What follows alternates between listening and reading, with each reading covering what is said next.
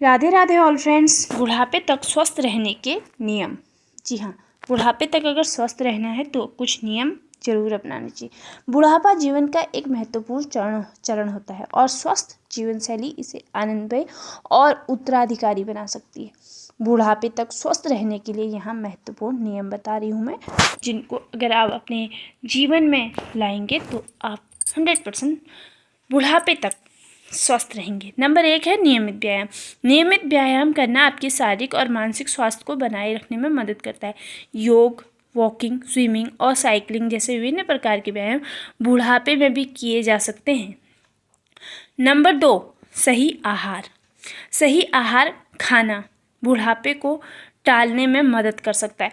फल, सब्जियां, पूरे अनाज, प्रोटीन युक्त आहार और फाइबर से भरपूर आहार लेना जरूरी है। हमेशा हाइड्रेट रहना भी महत्वपूर्ण है, तो पानी पीने का सही समय जरूर बनाएं। आपको बिल्कुल पानी आपको 9 से 10 गिलास यानी 8 गिलास तो पीना ही है, उससे ऊपर आप 12 पी सकते हैं, वो ज़्यादा बेटर रहेगा। नंबर 3, नियमित जांच परीक्षा।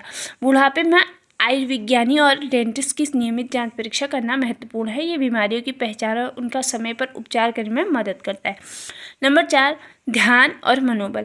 मानसिक स्वास्थ्य को ध्यान में रखना बुढ़ापे के लिए भी महत्वपूर्ण है। योग, मेडिटेशन और सोशल जुआ घर में वक्त बिताने से मानसिक तनाव कम होता है और मानसिक स्वास्थ्य बना रहता है, तो ध्यान रखें फिर अपना। नंबर 5, नींद की देखभाल। बुढ़ापे में भी सही नींद का महत्व होता है। नींद की कमी को दूर करने के लिए नियमित नींद का एक सही समय जरूर बनाना चाहिए। एक सही समय पर सोना और एक सही समय पर जागना बहुत ज़रूरी होता है। कम से कम 7 से 8 घंटे की नींद बहुत ज़रूरी होती है। नंबर 6, सामाजिक जीवन। सामाजिक जीवन बुढ़ापे को आनंदमय बना सकता है। दोस्तों और परिवार के साथ समय बिताए, सामाजिक क्रियाओं में भाग ले और नए दोस्त बनाएं। Number 7, vitamin D supplement. बुढ़ापे में विटामिन डी की कमी हो सकती है, जिससे हड्डियों की कमजोरी और अन्य स्वास्थ्य समस्याएं हो सकती है। डॉक्टर की सलाह से विटामिन डी सप्लीमेंट आप ले सकते हैं, क्योंकि भाई बुढ़ापे में ना हड्डियां सबसे ज़्यादा कमज़ोर हो जाती है, तो भाई इस चीज़ का ध्यान आपको रखना चाहिए। नंबर 8, रोज़ाना सीखना। बुढ़ापे में भी नई चीज़ें सीखने की प्रोसेस जारी रखना महत्वपूर्ण है। यह आपके मानसिक तंत्र को स्वयं में रखने में मदद करता है और आपका दिमाग तेज रहता है। इसलिए सीखने की कोई उम्र नहीं होती है ना, तो बुढ़ापे में भी कुछ ना कुछ करना जरूर चाहिए। ये नहीं कि बुढ़ापा आ गया अब तो कुछ नहीं। 9, धैर्य और स्नेह भावना। धैर्य और स्नेह भावना की बुढ़ापे में सुखद और सांत्वना देने से मदद करती है। अपने प्रियजनों के साथ सच्चे स्नेह भाव और मिलजुल के रिश्तों को बनाए रखने का प्रयास करें। नंबर 10, स्वास्थ्यशील जीवन शैली। आपकी जीवन शैली आपके स्वास्थ्य पर बड़ा प्रभाव डालती है। तंबाकू, अत्यधिक शराब और नशे की चीज़ों से दूर रहें और स्वस्थ आहार और नियमित व्यायाम को जरूर अपनाएं। नंबर 11, ब्लड शुगर लेवल को स्थिर करने और अगले भोजन में आपको अधिक खाने से बचाने के लिए मिड मील महत्वपूर्ण होता है। इसलिए जो मेन होता है वो मील आप भी इस समय के दौरान दही, बेरी, पोरेट, अंकुरित मूंग, नारियल और नट्स आदि जरूर खाएं।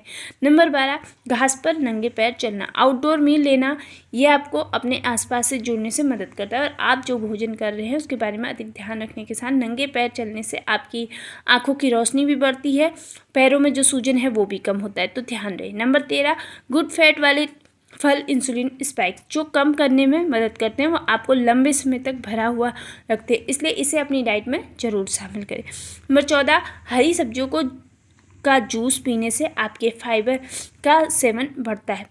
इससे ब्लड शुगर लेवल और कोलेस्ट्रॉल लेवल नियंत्रित रहता है। हरी पत्तेदार सब्जियों में पाए जाने वाला विटामिन के हेल्दी ब्लड वेसल्स को बनाए रखने, हार्ट की समस्याओं के जोखिम को कम करने और उम्र बढ़ने के साथ हड्डियों के नुकसान को रोकने सहित कई स्वास्थ्य लाभों से जुड़ा है।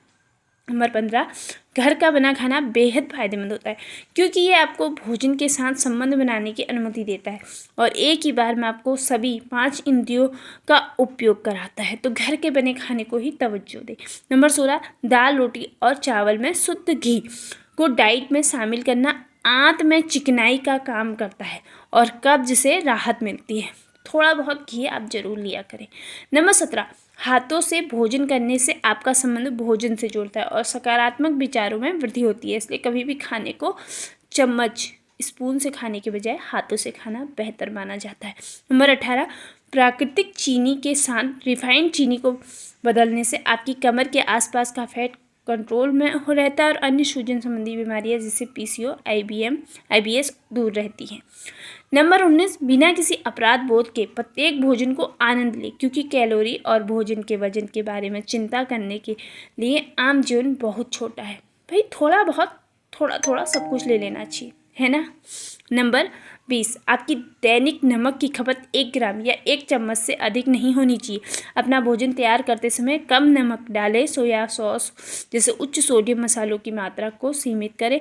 जो आप अपने खाद्य पदार्थों में शामिल करते हैं उसे नमकीन स्नैक्स से बचें। अपनी डाइट में सोडियम की मात्रा कम करने से हाई ब्लड प्रेशर का खतरा कम हो जाता है। नंबर 21, दिन में 8 गिलास पानी पीना।